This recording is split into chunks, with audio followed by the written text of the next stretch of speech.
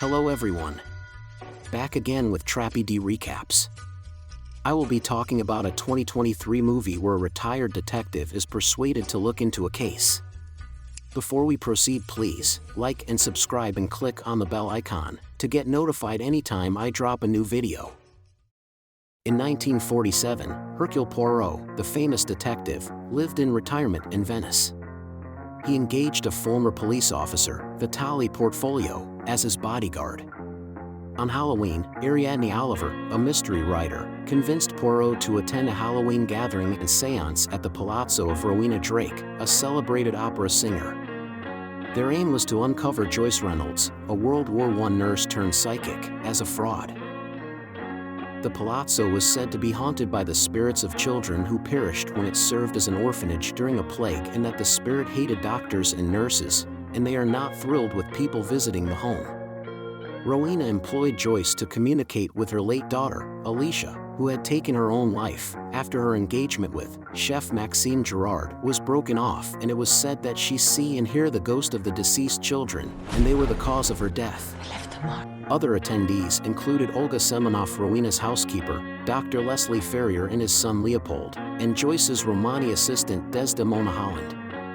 Later on at the party, Poirot the detective meet up with Joyce the psychic. She wanted to know if he was on a detective duty, but he assures her is already retired, that is just here with a friend just to explore the place.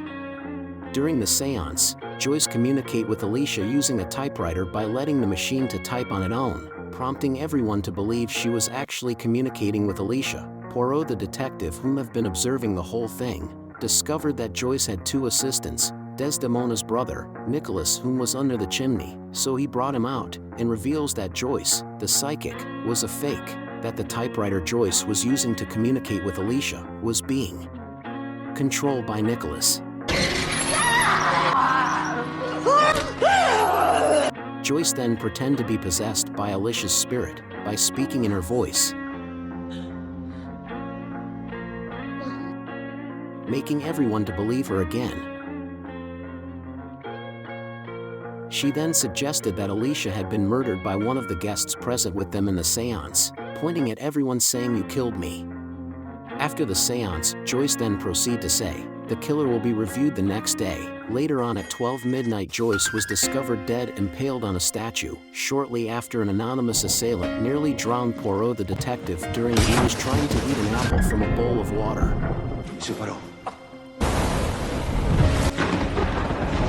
As the storm keeps everyone stuck in the house, Vitale the detective bodyguard then proceed to make a call for a boat to come pick them, but because of the storm, no calls can connect outside of the building.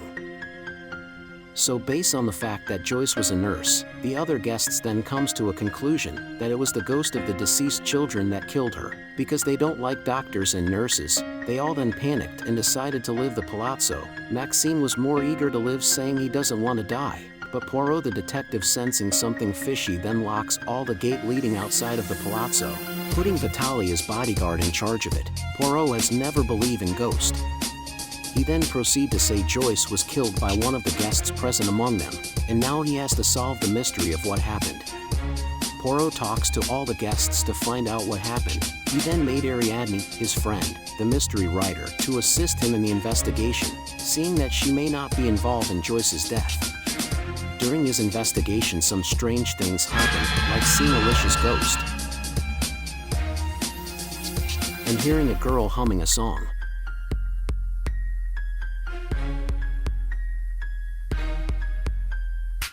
Hercule Poirot the detective then finds out Rowena, Alicia's mother, used to take care of Alicia when she was sick and has always been by her side. And she also used to make honey made from rhododendron's leaf that she grows on the roof of the balcony. And Leslie, the doctor, loves Rowena because he had a very tough time during a war, and Rowena helped him. Maxime, the chef, was supposed to marry Alicia, but Rowena didn't like him, so they broke up. Alicia wanted her mom to be happy. Poirot then proceed on his investigation, discovering that Nicholas and Desdemona were taking money from Joyce to go to St. Louis, a place they saw in a movie. He then tied them together, looking that they have a motive, and they ran when he confronted them about the money they stole. and Leopold, the doctor's son, says he hears voices from the spirits of the children, just like Poirot. Poirot finds a hidden room with the skeletons of the kids who died long ago, and Leslie gets very scared and tries to hurt Maxime.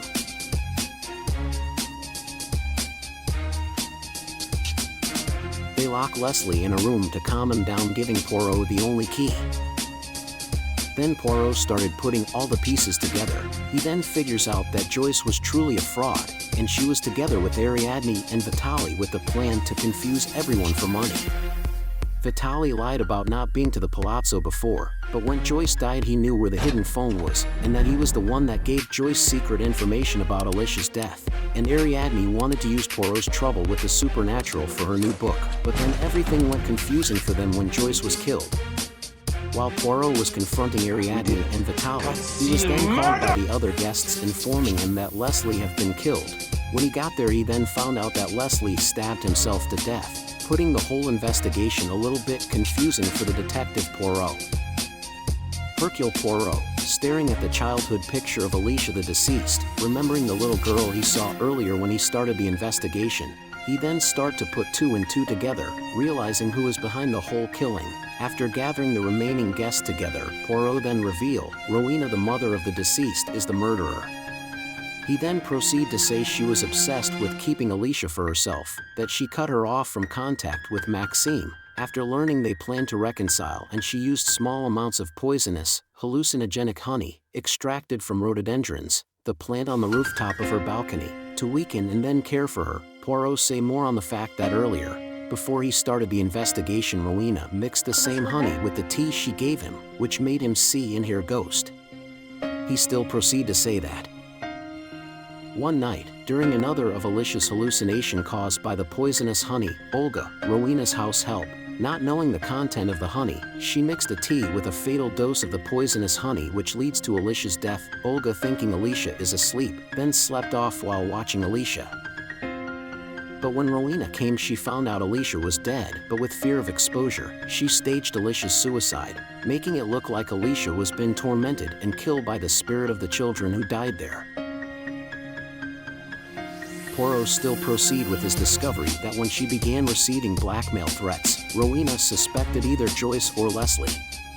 She then pushed Joyce the psychic to her death after mistakenly attempting to drown Poirot, and she forced Leslie the doctor into stabbing himself via the palazzo's internal phone line by threatening to kill Leopold, Leslie's son, hoping to maintain the illusion of the children's curse. After the whole truth has been spilled, Rowena tries to deny it at first, saying she did not kill her daughter, calling Alicia her baby, but later realizing the poison honey evidence against her, she then admit to have been the murderer, saying Alicia was hers and hers alone. She then locked the door and tries to escape, but was later cut up by Hercule Poirot, the detective on the roof. Alicia's ghost seemed to appear, pulling Rowena into the canal, where she then drowns, meeting her daughter in the afterlife. Hercule Poirot, the detective, saw Alicia's ghost pull Rowena down the canal. He is now forced to believe the possibility of an afterlife. The next day, Poirot parted ways with his friend Ariadne, and then decided not to sack Vitali as bodyguard, and not to expose his involvement in the seance. He privately identified Leopold, Leslie's son, as the blackmailer. Leopold confessed that he had figured out Rowena's poisoning scheme and that he and his dad had no money to live on, so he had to blackmail Rowena for what she did.